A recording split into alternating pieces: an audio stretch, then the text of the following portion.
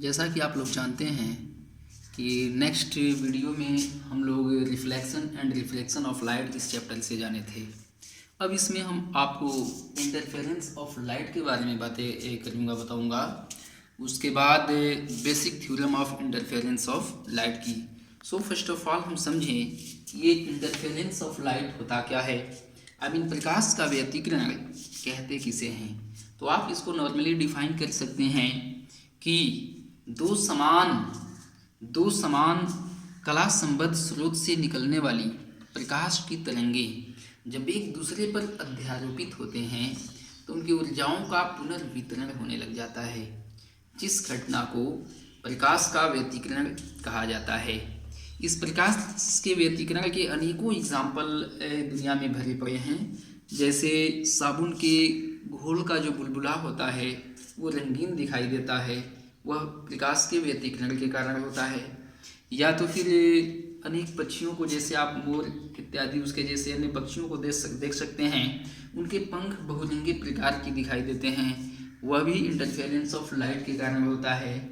या नॉर्मली आप देखे होंगे कि किसी सड़क पे तेल गिर जाता है और दूरी से जा रहे होते हैं तो वो चमकीला दिखाई देता है। तो ऐसे अनेक इस प्रकार की घटनाएं प्रकाश के व्यतिकरण के कारण दिखाई देती हैं। सो अब हम बातें करते हैं basic theorem of interference of light. कह सकते हैं basic theorem of interference of light.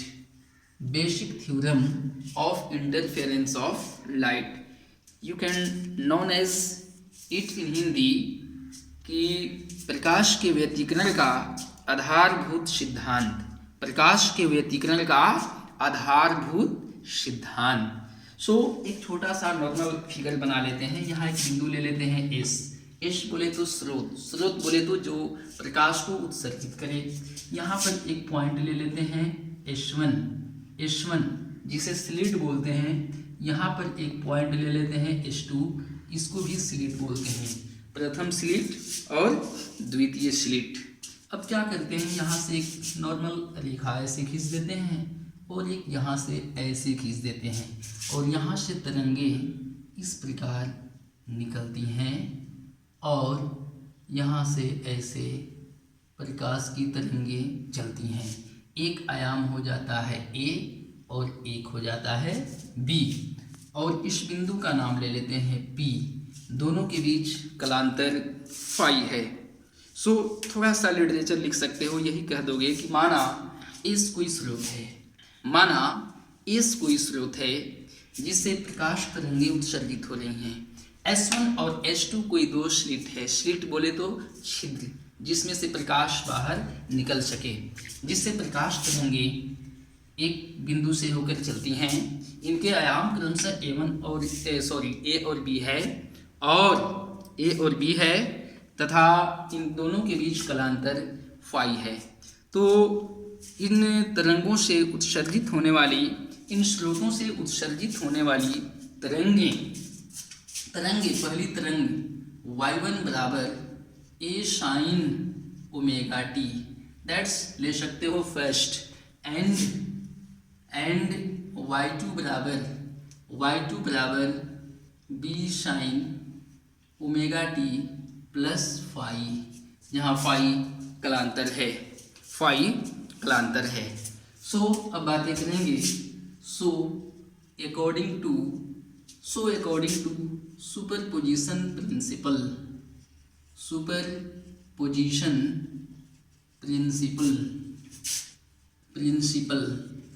According to superposition principle, you know superposition principle y is equal to y1 plus y2 होता है। y is equal to y1 plus y2 होता है।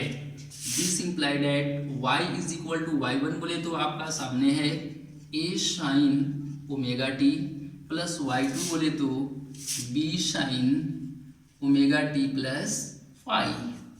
This imply that y is equal to A sin omega t plus B and sine A plus B का formula यहाँ मिल जाता है, क्योंकि आप मैथमेटिक्स में जाने होंगे कि sine A plus B is equal to sine A into cos B plus cos A into sine B हुआ करता है। इस फॉर्मूले पे इसको तोड़ दोगे तो b इंटू साइन ए बोले तो omega T into cos B बोले तो फाई प्लस कॉस ए बोले तो omega T into sine phi. This imply that y is equal to A sine omega t plus B sine omega T into cos phi plus B cos omega T into sine phi. This imply that y is equal to, आप इसमें sign omega T है और इसमें sign omega T है, इन दोनों में से आप चाहें तो साइन ओमेगा टी को कॉमन ले सकते हैं, तो बच गया आपका a plus B cos phi A plus B cos phi. इसके बाद प्लस यहाँ बच गया आपका B cos omega T into sine phi, B cos omega T into sine phi.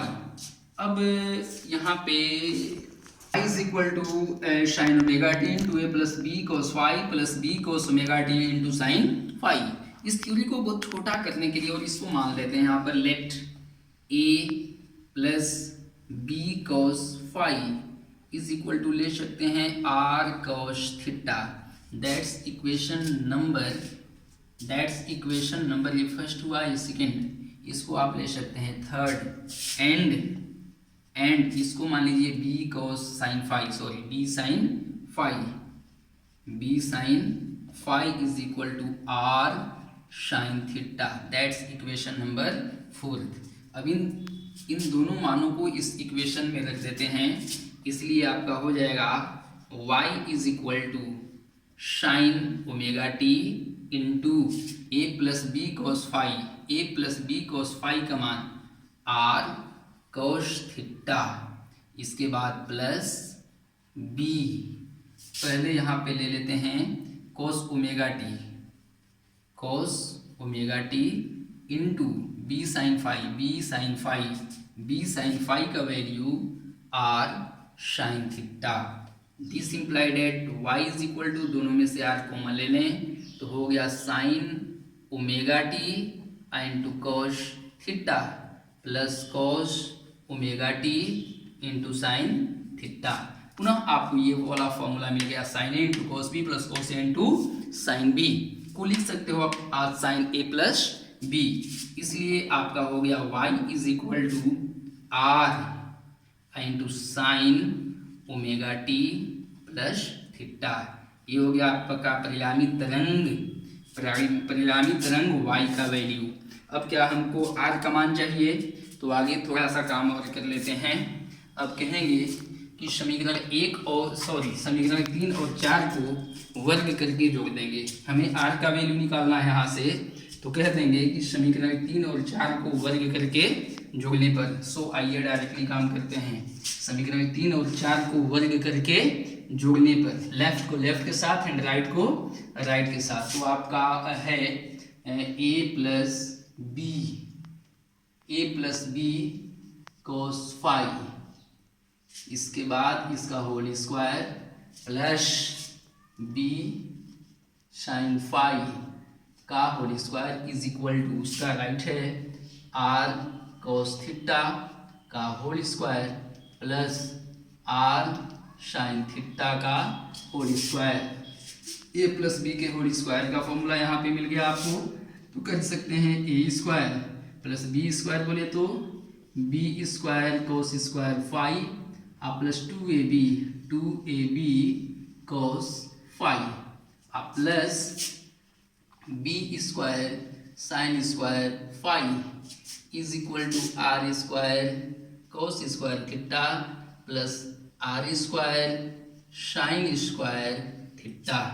अब इन दोनों में से कॉमन ले लेते हैं हम, आर स्क्वायर बच गया sine square theta plus cos square theta is equal to, इसमें भी आप कॉमन ले सकते हैं बी स्क्वायर, यहाँ पर आपका हुआ A square plus B square, common ले लेते हैं इसमें से और इसमें से, तो बच गया आपका cos square five plus sine square five अब plus 2ab cos five, 2ab cos five. This implied at R square, इसका वैल्यू 1 हो जाता है, is equal to A square plus B square, इसका भी वैल्यू 1 हो गया, अब प्लस 2ab cos फाइव। इसलिए यहाँ से आपको r का फाइनली वैल्यू प्राप्त हो जाता है, r is equal to A square plus B square plus 2ab cos phi, that is your result. यही हो गया परिणामित तरंग का आयाम। ठीक है, अब नेक्स्ट वीडियो में हम लोग सीखेंगे परिणामित तरंगों की तीव्रता का एक्सप्रेशन, तब जाकर के उस पर कोई प्रॉब्लम्स देखेंगे। यदि कोई प्रॉब्लम्स होगा तो कमेंट बॉक्स में भेजना नहीं भूलेंगे। That's all.